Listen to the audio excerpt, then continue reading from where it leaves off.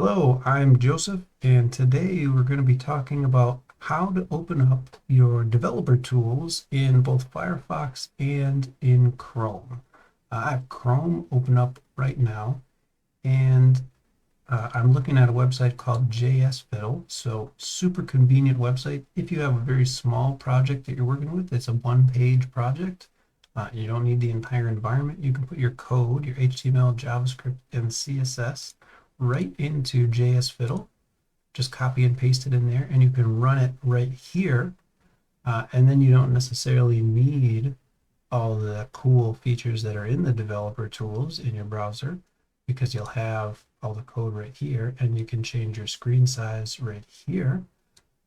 But if you have a larger project or you have an environment that you need to actually see how it runs in, you can very easily do that in your browser. Right now I have Chrome open, and so from Chrome, let's ignore this left-hand side for a moment and pretend I'm only looking at the right-hand side. Let's say I want to inspect.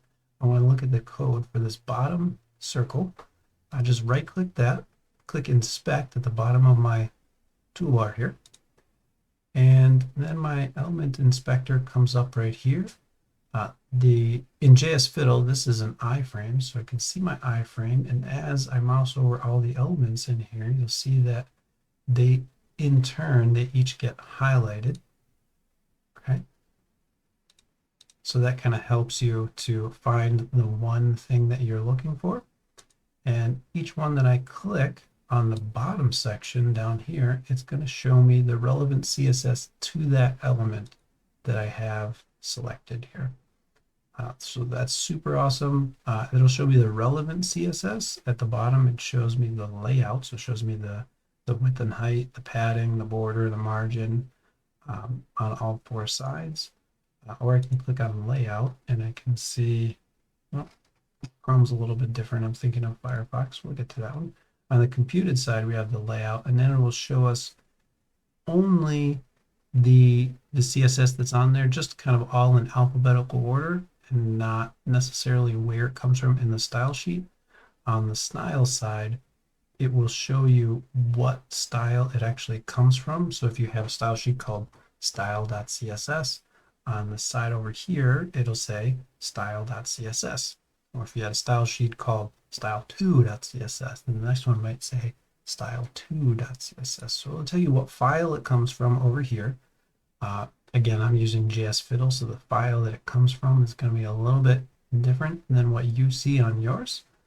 But you're going to have all the relevant CSS, including things that come from the browser itself as well.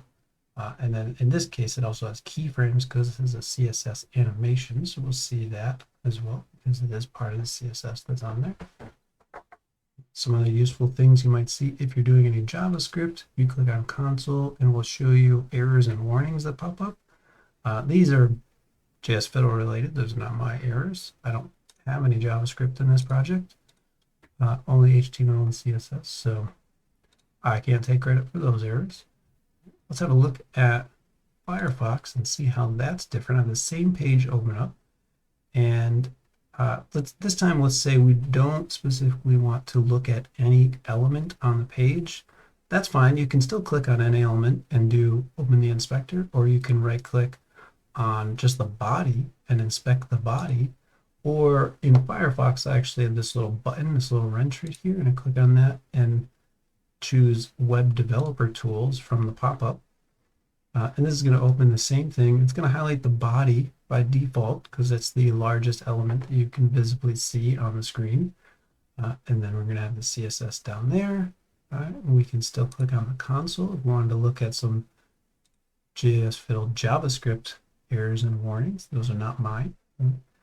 We can do the layout, right? Very similar. We can see the computed CSS, again, very similar.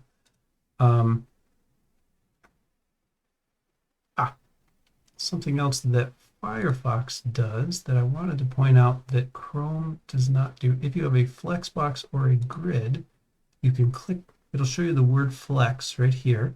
You can click it and it will turn on shading that shows you the flex areas or the grid areas, and then the shaded, those are the padding areas, the the kind of null areas, it'll show you where that is. That's not something that Chrome has, at least not that I know of.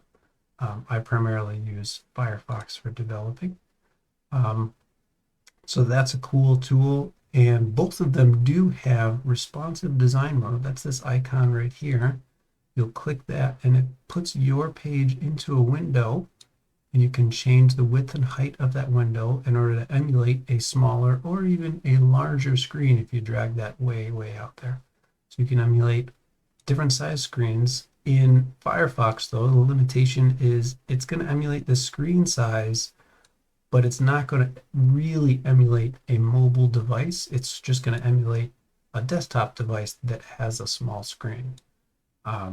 But on Chrome, if we click on the responsive design mode, this one actually is, you can see it looks different here. This one is going to emulate a mobile device. When it does that, it's going to send a signal to the page that says that it actually is a mobile device, and then it's going to possibly get some different information. This obviously depends on how the page is coded, whether or not it's going to receive that information and display differently. Your page that you're working on may or may not do anything with that. If you're just starting out, you're probably not going to be doing anything special.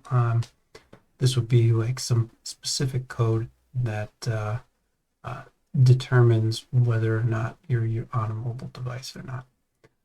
So you probably don't have that if you're just starting out, and that's totally fine. You just have a response to the screen size itself, right? Which is kind of more, I don't really want to say more better, right? It is kind of a better idea to just respond to the screen size regardless of devices, because in all honesty, regardless of the device, it is really the screen size that you care about. Okay, so you can toggle this on and off. You can also, when it's on, you can click here. You can choose from a list of predetermined phone or screen sizes or tablets in that, and it will show you that. Right? Or you can just go back to responsive mode, and it will be whatever size you choose. Okay, so let's turn this back off again. All right, and that is the developer tools in both Firefox and Chrome. If you want to turn them off, there's just an X. You can turn those off.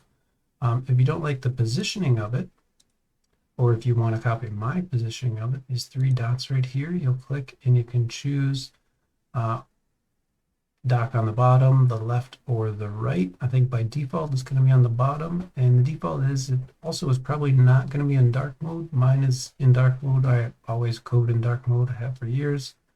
You can also put it in a separate window. You can take that separate window and put it on a second monitor if you really wanted to. I don't always develop with multiple monitors, so I've gotten accustomed to putting it on the same monitor and just having it on the right-hand side. But there are times that I do want to move it around for specific instances, and you can too. Right? And that is, I think I covered everything I want to talk about on the developer tools here. So hopefully you enjoyed that and learned something, and thanks for watching.